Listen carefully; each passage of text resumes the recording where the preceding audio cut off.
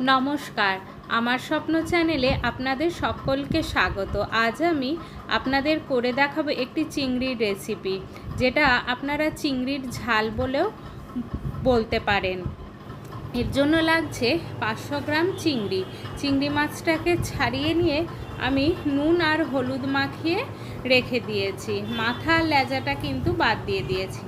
আর একটা বড় সাইজের পেঁয়াজ আমি কুচো করে নিয়েছি। আর নিয়েছি কয়েকটা চেরা কাঁচা লঙ্কা আর কয়েক কোয়া রসুন নিয়েছি। আর এর সাথে লাগবে আপনাদের একটি বড় হামালদিস্তা না থাকলে আপনারা শিলনোড়াতেও কিন্তু পিষে নিতে পারেন। ব্যাস, এই হচ্ছে এর উপকরণ। আর এর গুঁড়ো মশলা কিছু লাগবে, যেমন নর্মাল হলুদ গুঁড়ো, জিরে গুঁড়ো, লঙ্কা গুঁড়ো আর স্বাদ অনুসারে লবণ। এবার আমি রান্নাটা শুরু করে নিই। এর জন্য প্রথমে আমি হামালদিস্তার মধ্যে রসুন কুচি আর পেঁয়াজ কুচিটা দিয়ে একটুখানি ভালো করে থেতো করে নেব। সাথে কাঁচা লঙ্কাগুলোও আমি দিয়ে দিচ্ছি। একদম পেস্ট দিলে খুব একটা ভালো লাগে না, হ্যাঁ, তরকারিটা কীরকম একটু মোটা মোটা হয়ে যায়। ওই জন্য আমি একটুখানি থেতো করে নিচ্ছি। প্রথমে রসুন আর কাঁচা লঙ্কাটা দিয়ে একটু মোটা মোটা করে আমি থেতো করে নেব। এরপরে এর মধ্যে দিয়ে দেব আমি পেঁয়াজ কুচিগুলো, এবং সেইগুলোও আমি এরকমভাবে মোটা মোটা করে একটু থেতো করে নেব।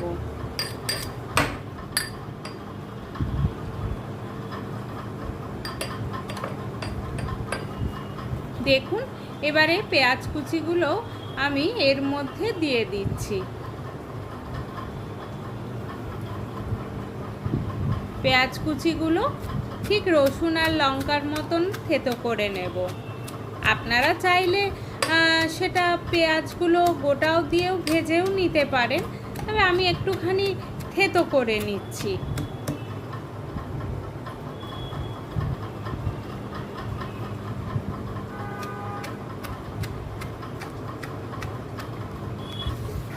দেখুন, এই রকম একটুখানি মোটা মোটা করে পেঁয়াজ, রসুন আর কাঁচা লঙ্কাটাকে আমি হামালদিস্তায় থেতো করে নিয়েছি। আপনারা চাইলে শিলনোড়াতেও কিন্তু এটা করতে পারেন। এবার গ্যাসে কড়াই বসিয়ে দিয়ে আমি 2 টেবিল চামচ মতন সর্ষের তেল দিয়ে দিয়েছি। এরপরে এখানে আমি ফোড়ন দেব জিরে আর একটা শুকনো লঙ্কা আমি ভেঙে দিয়েছি। তারপরে এর মধ্যে পেঁয়াজ, রসুন ও কাঁচা লঙ্কার যে থেতোটা করে রেখেছিলাম সেইটা দিয়ে দিলাম এবং ভালো করে ভাজতে শুরু করলাম।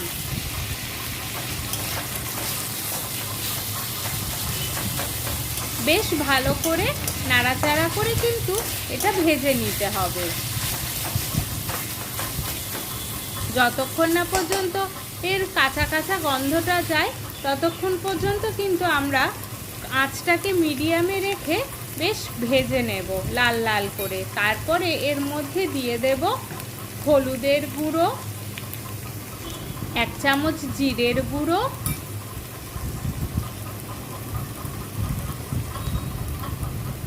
1 চামচ লঙ্কার গুঁড়ো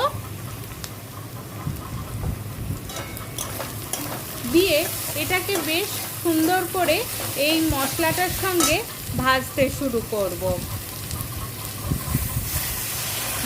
গুঁড়ো মশলাগুলো যাতে পুড়ে না যায় সেই জন্য একটুখানি আমি জলও দিয়ে দিলাম। আঁচটাকে কিন্তু আপনারা মিডিয়াম ফ্লেমে রাখবেন।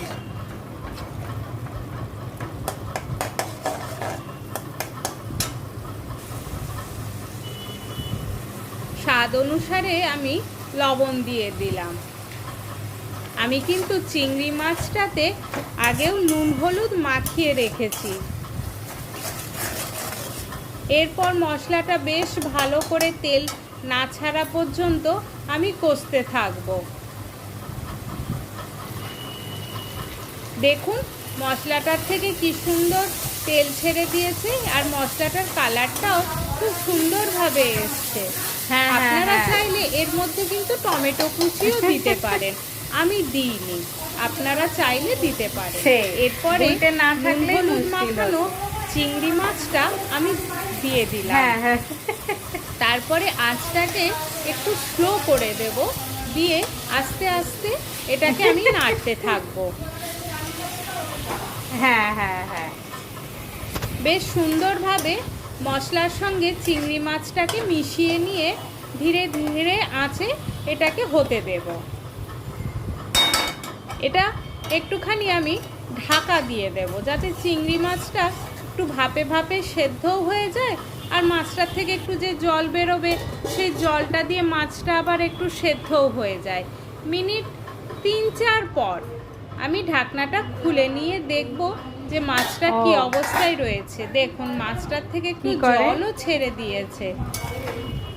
আঁচটাকে এবার একটু মিডিয়াম করে দেব, মিডিয়াম করে দিয়ে আবার একটুখানি নাড়াচাড়া করে দেব। হ্যাঁ, হ্যাঁ,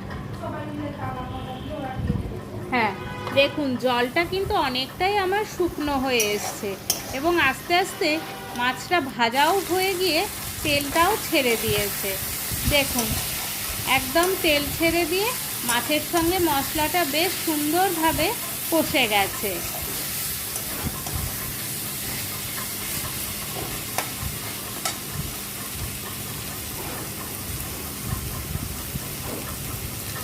এরপর এর ওপর থেকে আমি একটুখানি ধনেপাতা কুচি দিয়ে দিলাম। আমি এতে গরম মশলা ব্যবহার করলাম না, কারণ তাহলে না মনে হয় যেন চিংড়ি মাছের গন্ধটা একটু দেবে যায়। ব্যাস তৈরি হয়ে গেল আমাদের চিংড়ির ঝাল। গরম গরম ভাতের সঙ্গে আপনারা পরিবেশন করুন, দেখবেন এর স্বাদ অপূর্ব। আমার এই প্রথম ভিডিওটি যদি আপনাদের ভালো লাগে তাহলে অবশ্যই লাইক, শেয়ার এবং কমেন্ট করবেন। ভুল ত্রুটি হলে আমাকে আপনারা ক্ষমা করে দেবেন।